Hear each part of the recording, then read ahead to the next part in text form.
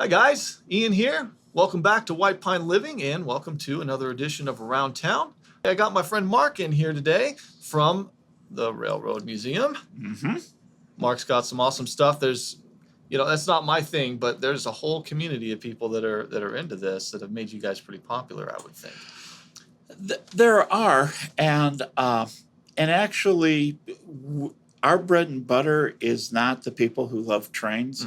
Our bread and butter is rather the people who enjoy history and wonder how we got here. Yeah. Because all these fabulous toys that we have here, everything that we have as a society, the roots are actually in railroading. Wow. To something as basic as what time is it? That is all tied into railroading All and the everything. inventions that came along as Exactly. they were working on that. Yes. That's amazing. So the big question is, how long have you been here in Ely? Actually, my wife and I started volunteering on the railroad 19 years ago. Wow. And we were living up in Elko, so we came down here, would volunteer on the weekends. Started to get involved more and more into the railroad, and in the winter of 2001, 2002, the railroad was invited into participating in the 2002 Winter Olympics, and so I raised the money to bring Locomotive 93 over to Salt Lake City, and it was kind of ironic. Locomotive 93 was 93 years old that year, and it left town on US 93. Wow. And the Olympics were a great event. It gave us international exposure, but when they came back from the Olympics, the cash drawer was empty. They had spent a lot of money, and it looked incredibly bleak. And I thought, this is just way too valuable to lose. And they didn't have an executive director at the time, and one thing led to another, and boy howdy, I became the executive director. Wow, that's awesome. And it's a nonprofit organization? It is a nonprofit organization. We have morphed over the years. Last year was the very large morphing.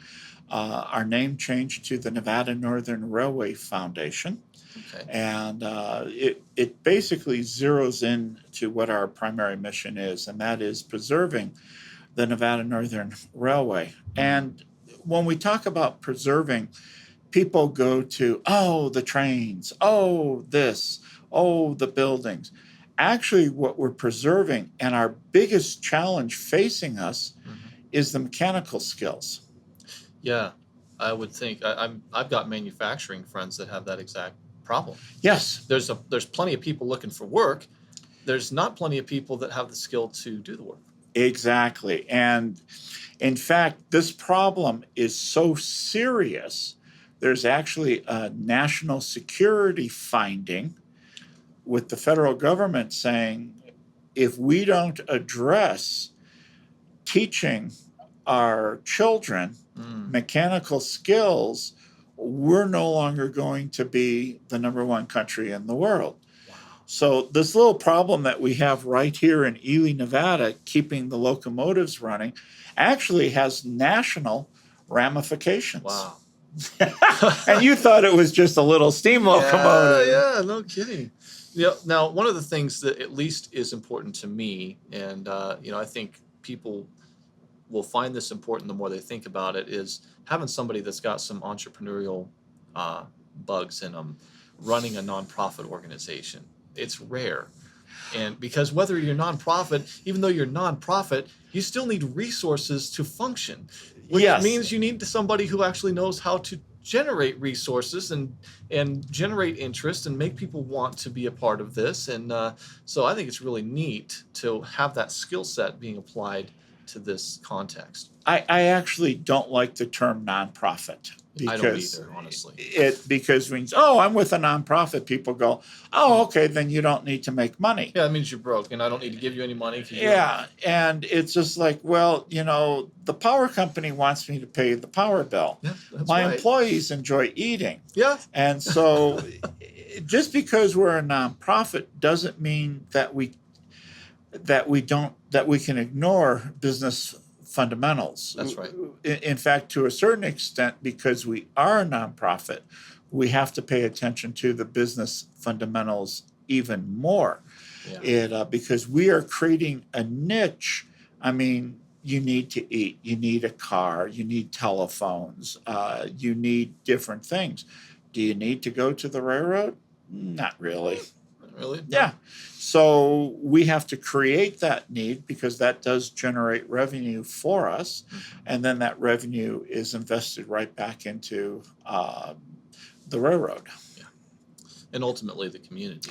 It is invested into the community. When Kennecott closed down, and the community went to Kennecott and said, hey, you have the original equipment here, the steam locomotives, the passenger cars.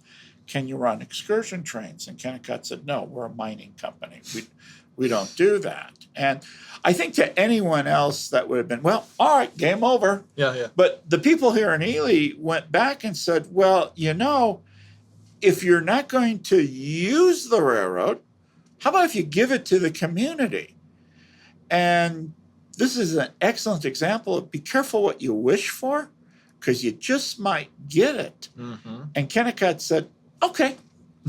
And so they transferred over to the community and the nonprofit foundation 56 acres, 70 buildings and structures, 30 miles of track, our own road system, utility system, including water, sewer, and power. And at that time, it was just one steam locomotive, but we got 4 of them now, 12 diesel locomotives, and over 100 antique pieces of rolling stock. And they said, all right, guys, it's all yours. Have fun. Yeah. Don't bother writing. Enjoy. Yeah, enjoy. And this is after the major employer left town. So, and the original idea was to become an economic generator for the community. And if anyone had a lick of sense, they would have gone, you guys are just flipping nuts. It's as simple as that. But there is an advantage of not knowing what you don't know. Yeah. Because they didn't know they couldn't succeed. That's right. That's exactly right. And so over the course of time, they were able to make more and more improvements. And in fact, what I like to say is that 2017 is going to be a banner year for us. Wow. All indications are that we are going to be a 30-year overnight success.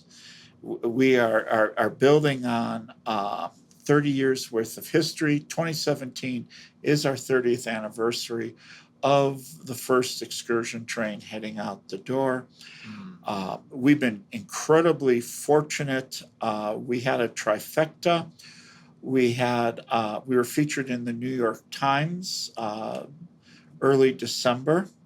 And then on Christmas morning, my webmaster calls me at 10 o'clock in the morning and says, Mark, our website's going nuts. And I go, David, it's Christmas morning. Yep. Chill out. Yeah. He goes, no, it's going nuts, Mark. And I said, David, chill out. Well, then he got me curious, and I went to look, and our website was going nuts. And I found out we were featured on CBS Sunday Morning.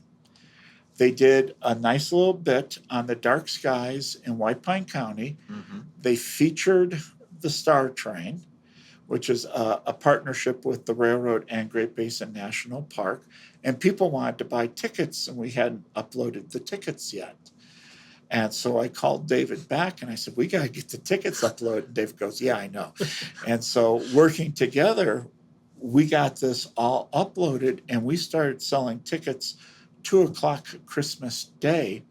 And there are 5 Star Trains scheduled for 2017, and all 5 of them are sold out. Wow. And so we got that. And then if you're a fan of the Big Bang Theory, Sheldon is a train nerd. Mm-hmm. And I wrote a storyline and sent it off to their fan site about 18 months ago about bringing Sheldon out, because we have a very unique program called Be the Engineer, where we will allow the general public, if they pay enough to come in here and pull the throttle and operate one of the locomotives Wow. up the hill and back again. So I did a story idea saying, hey, why don't you have Sheldon come out and be the engineer on the Nevada Northern Railway? And sent it off, never heard anything back. It was a Thursday night, and I think it was the second Thursday of February. I was having dinner with friends, and my phone starts ringing. Well, I killed it. Started ringing again, killed it. Rang again, killed it. Rang again, killed it. Finally, I answered it, and I said, what? We're on the Big Bang Theory. We're on the Big Bang Theory. We're on the Big Bang Theory. And I said, excuse me? The railroad is on the Big Bang Theory. And I said, what? And there is an episode, the episode's, 20 minutes long. And of the 20 minutes, 12 minutes is on the Nevada Northern Railway in Ely, Nevada. They pronounced Ely correctly. Wow. And it's really hilarious because Sheldon's going to come out here and be the engineer at the Nevada Northern Railway. And they go through and they list all of our offerings. You can actually spend the night on the museum. And so they have Sheldon saying, and we can spend the night in the caboose, but it doesn't have a restroom. But we can spend the night in the bunkhouse, but it's not the caboose. And they have him using the rule book, doing hand signals. Oh, and I'm just sitting there going, huh? But one of my favorite sayings comes from Napoleon, which is, don't send me good generals, send me lucky generals. Yeah. And the Thursday night the episode aired, the next day, Friday, was the start of our winter photo shoot. And so we were steaming up Locomotive 40 for the winter photo shoot. The people I was having dinner with were photographers who had come here for the photo shoot. One was a videographer. And I said, hey, let's go down to the engine house. We'll shoot a little bit and say hi to Sheldon. And they go, great. So we go down there, locomotive steaming up, put up the camera.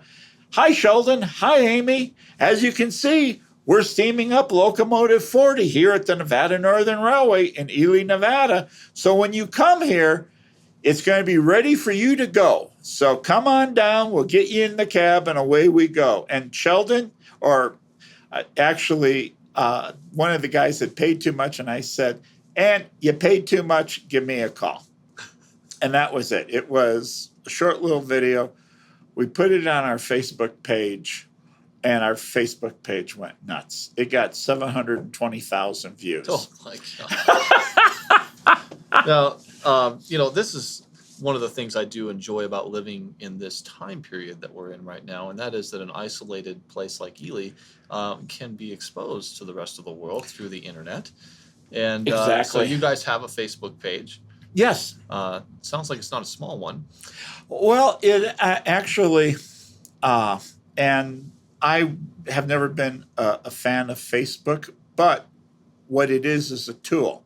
And just like you said, it's a tool that allows us to reach out to everyone on the planet, and actually the International Space Station too, we found out. And we can put these events on our Facebook page. That little video, 720,000 views. And we actually had a viral video where the locomotive has to be down coupled to the train 45 minutes before train time. That's the rule. Okay. I expect it done. But I got young crews in the cab, and they got 45 minutes. They're always hungry. Yeah. And so they cooked breakfast in the cab on the shovel in the firebox of the locomotive. And my guest services manager went out there with his phone, shot them cooking the bacon. Hey, man, never miss a good opportunity. Yeah, and he posted that to our Facebook page. And I was not there. If I had been there, I would have probably said, nah, I'm not sure that's what I want done. But he did post it. He thought it was fun. And it turns out he was right and I was wrong. Oh. That video of us cooking bacon has been seen over 1 million times. Wow. And it has been seen by people around the world. My gosh. And what that does is it just brings us into an international audience. Yeah. And because of the success we've had with the New York Times, CBS Sunday Morning, Hmm. and The Big Bang Theory, our pre-bookings for 2017 are just smashing through records, Wow. just smashing through records. That's so awesome, man. This this is what White Pine Living is all about. Oh yeah, Is that we just want to leverage some good communication skills, leverage the tools that are available to us, and just let the world know what a great place this is. It's kind of hidden, and not a lot of people know about it, but I think that's changing this year in a big way. So I think it is changing, and it's just the, there are so many different facets down at the railroad. I received a phone call and from a person who wanted to shoot a movie in Ely. And I get these phone calls probably every 6 weeks. And I just flat out tell them, we're in Ely, Nevada, 240 miles from Vegas, don't have air service, the whole bit. yeah, And do you still want to come? In this particular case, this person said, yes, we would like to meet with you. And I said, okay. And we set up an appointment, and it was one of the days that it snowed. And I had three gentlemen from India. Just like we have Hollywood here in the US, they have Bollywood. And they want to shoot a movie here in Ely, Nevada. And they were wearing sandals in a snowstorm because they had driven up from Las Vegas. They were incredibly friendly, nice and polite, and we struck a deal.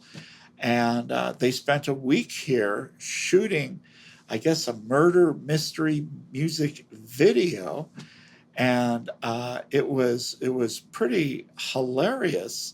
They were camped at the railroad for a week, and we fired up 40 for the last day and went up the hill, and they said they're going to send a copy of that to me. wow, that's so cool.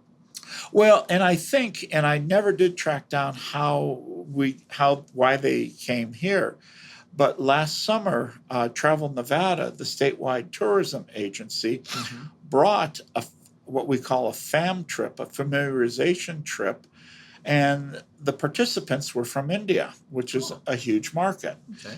And so I don't know if there's a cause and effect there, but Travel Nevada does feature Ely and the railroad to not Hmm. only a national market, but also an international market Yeah, too. yeah. Well, you were right. We were talking earlier that it's not necessarily just railroad nerds that like to do this Oh, stuff. no. It's, my dad's a historian buff. He loves this thing, and Nevada is so rich in history, particularly just the West and all of that. It's a fun place to visit and check stuff out. It is, and I think the big takeaway from the railroad, people ask me all the time, what do you want people to remember? What I want them to take away is the railroad illustrates that when we as a country had huge dreams, and just President Lincoln is a fabulous president. In the depths of the Civil War, when the North is losing, he's going, you know what? We need a transcontinental railroad. And the Pacific Railroad Act passes before the fortunes in the Civil War turn around. He was that far-sighted. Wow. And so they were going to build a railroad from Omaha out to Sacramento. Well, you go through northern Nevada, northern Utah, there's nothing there.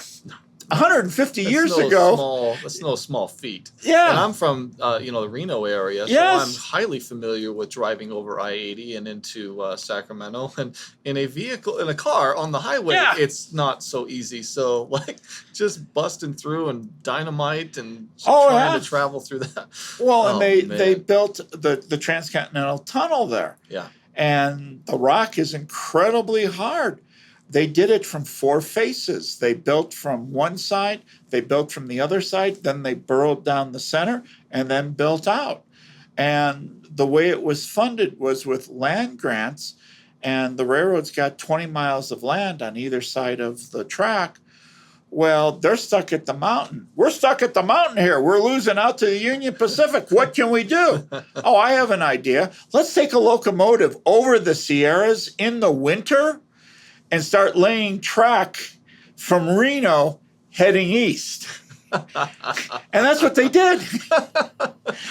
Kind of a little bit of a cheat there on the race. Well, but hey, you why know, not?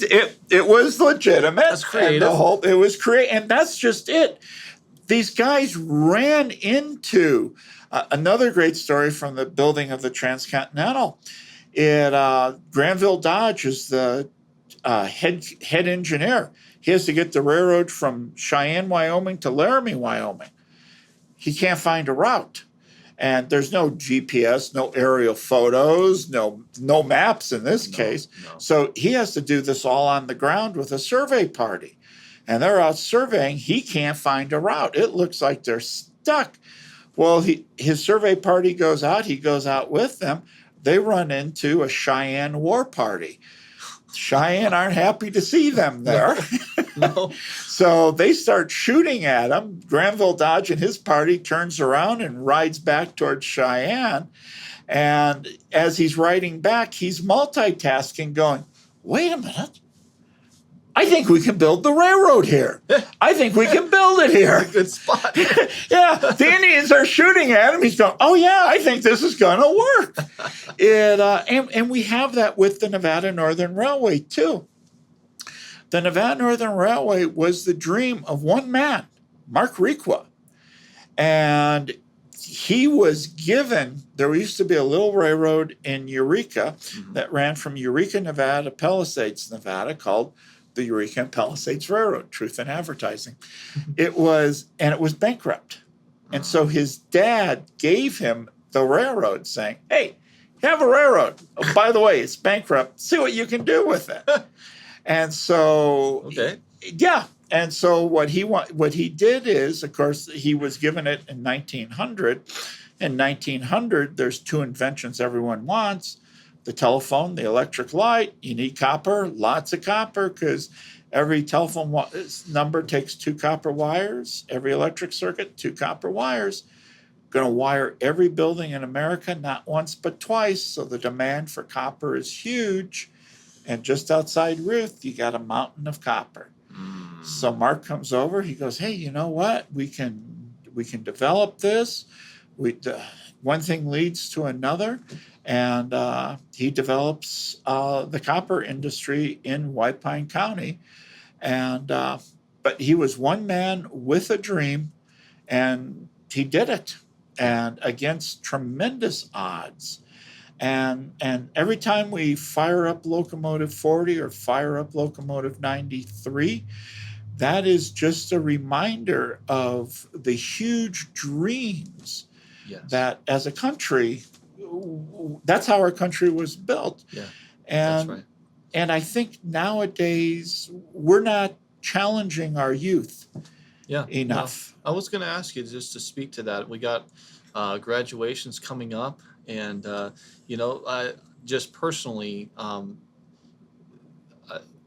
I really wish that we can rekindle this idea of inventions and entrepreneurialism of going, it's not about me being greedy and wanting to line my pockets. It's about having cool ideas and having the guts to follow it. Exactly. And sometimes that results in my pockets being lined. Cool. Yeah. Worth it, Yes. But so talk a little bit about that. The beautiful thing is, as a society, we finally have come to the realization that not everyone is college material. It's true. Which is not a bad thing. No, everyone has their I skipped own. it all together. Yeah, everyone. So did I. I had 2 years, but everyone has their own skill set, and we were a nation of tinkerers, and we are slowly but surely coming back to that nation of tinkerers. Mm-hmm. And the hot new buzzword in education is STEAM. Science, technology, engineering, arts, and math. Prior to STEAM, they called it STEM. And again, I think as a country, when we ignore the arts, we ignore what makes a civilization and a society. Yes. And Well, and Hans Zimmer's big on that. He says, after you've built the biggest buildings and you've made your inventions, there needs to be somebody to write your music exactly, yes, yes, and to tell your story. and to tell the story. I mean, if we and it's see when people come to the railroad, they'll look at the steam locomotives and go, "Oh, that's really cool." It is, but you know what's even cooler is the stories of the people who allow this to happen. Somebody thought that up. Somebody Exactly. figured out how to make this wheel go around by, making this move. Mm-hmm. Boiling water. Wow. Here you go. Condensed steam. And actually the long-term vision for the railroad is what we're calling the Heritage Industrial Arts Institute. Okay. We would like to partner with Great Basin College and actually offer what we call the industrial arts, machining, foundry work, making patterns, millwright, basically the nuts and bolts. That's amazing. That there is a market segment that is underserved. And I used to live in Laramie, Wyoming, and there was a school there called Wyotech, and they taught automobile repair. And the graduation rate was like 99%. You graduated, you had a job. You had a job with Ford, Toyota, GM. Yeah. And so what we could do is the same thing here. We could put together a program where a person could come and we would have the best of both worlds. They would get the associate's degree because there is a prejudice in society. Oh, you don't have a college degree, you're not worth anything. And so they would have the associate's degree. And at the same time, they would learn problem solving and also how to work with their hands, how to actually create something in 3 dimensions. So that is our next big idea is, and what that would do is multiple things for us. Number one, the wages at the railroad, I'm competing against the mine, and that's a very hard competition.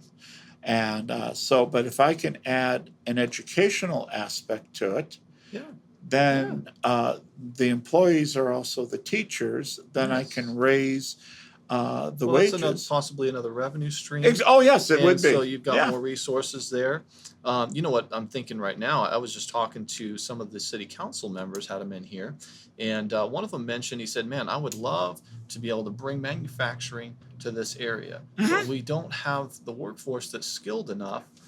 Generally speaking, to be able to actually staff something like that. So if you were doing this kind of thing, now we're starting to generate, a skill set, a workforce that can do these kind of things, and that's going to help the community start to grow. And not only that, we have all of the pieces on the table to actually create a renaissance here in White Pine County. Amen. And one of the big pieces, the railroad still exists all the way up to Cobre, Nevada, 140 miles.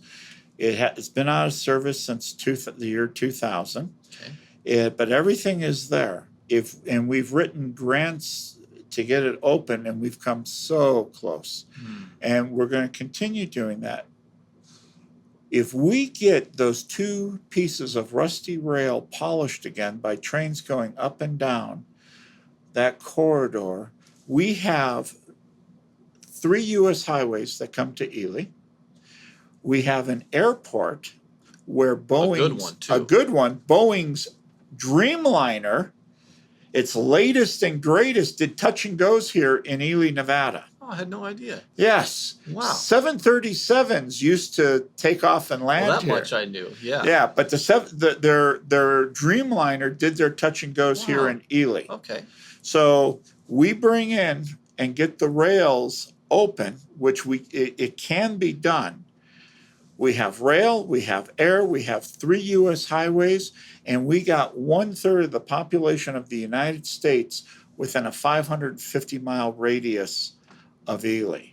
And the other big thing that's happening economically too is or the ports of Los Angeles and Long Beach are getting backed up because they can't handle the freight.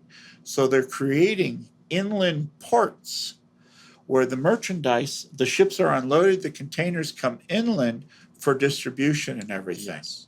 Yes. And again, this idea is so huge. As a planet, we can't agree on much of anything. That's true. But there's one thing that we agree on as a planet, Okay. and that is the size of the freight container. Yeah. And the freight container that you see on the big ships, Yep. that you see Yep. on the trucks, you can take those containers, you can load it here in Ely, Nevada, put it on the train, and it can go around the planet because it matches Because the everything standard. matches. Wow. Everything matches. Holy mackerel. In fact, and this is what they're doing in Eureka. Okay. You're going, Eureka freight containers? They're shipping hay.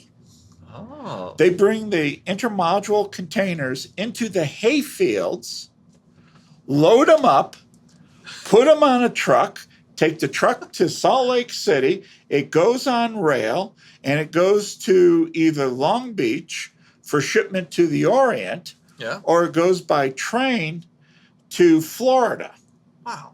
So we're not inventing anything new here. No. We've just got a We really just beautiful have to get our opportunity. collective act together. Now I'm going to put you on the spot. Just in round numbers, do you have any idea what kind of money it would take to get that railway going again? Yes, about 16 to 18 million. Okay. Which, I mean, for somebody that has that's working in that kind of environment, developers and oh yeah, investors, like that's not a big deal, no, it especially isn't a on the big deal. payoff. And it's again, the environment that we're in is ripe because we've got Tesla, we've got the guys. It's a beautiful story of the guys that started the Reno Tahoe Industrial Center. That Oh yes, smart people, risk-taking kind of people. yeah. And so it's I'm excited about. And actually, what's happening. that's my yardstick. I've been following the Reno Tahoe That's right. Industrial Park, Mhm. and I mean that was just sagebrush, and that wasn't that long ago. And people laughed at them when they started. Oh, to do I it. imagine it was hilarious. Yeah. But if you go in there now, you have Tesla, you got Walmart, Uh-huh. and guess what you have? You have rail joining all of those factories. That's right. That's right. So we can take a page out of their playbook, and we can do that right, right. here. And now you have warehousing. If we had the rail, if we had the airport open, Mhm. there's nothing that says we couldn't get a Tesla or Oh no, Google. it's over. or- yeah. Amazon is already expanding in major ways. Oh yes. And it would be a great thing. So Yeah. man, exciting stuff. Hopefully, maybe somebody that's watching that's connected to that kind of stuff will be able to help us push this forward. Yeah. I know my family, we're heavily connected with manufacturers. Ray Bacon with the Nevada Manufacturers Association is a good Mhm. friend, and they're all, ever since I moved here, they've been in contact with me, and all eyes are turning on Ely, going, hey, what's up next up there? We can. Right. So it's pretty exciting. And I think if it's not going to happen overnight. No. We have to understand that. But if we don't come together and develop a plan, then it will never happen. That's right. That's right. And if you look at the history of Ely, the copper mine has closed repeatedly. Mhm. And the copper mine is going to close again. I have no idea when. I No. hope it doesn't, but It's not a sustainable thing to no, have to rely on. it goes through It's a just not. cycle. And so right now we're in the catbird seat where the mine is open and it's producing the jobs and the revenue to the community. This is the time for us to knuckle down and actually start developing these concepts, getting the railroad open, doing a Reno Tahoe industrial type park here, Yep. doing the Heritage Industrial Arts Institute. That's Again, a beautiful this goes thing. back to the big ideas. Yeah. Hey, man. Some 100 years from now, they'll be talking about crazy old Mark that had this idea, and look what happened. Yeah. Oh, man. Well, hey, everybody. Thanks for taking the time to watch. Mark, thank you for joining us. It's You're been very a pleasure. welcome. It's great information. And, if you guys have questions, if you have somebody you want to nominate to be on the show, we'd love to talk to them. But otherwise, we will see you next time. All righty.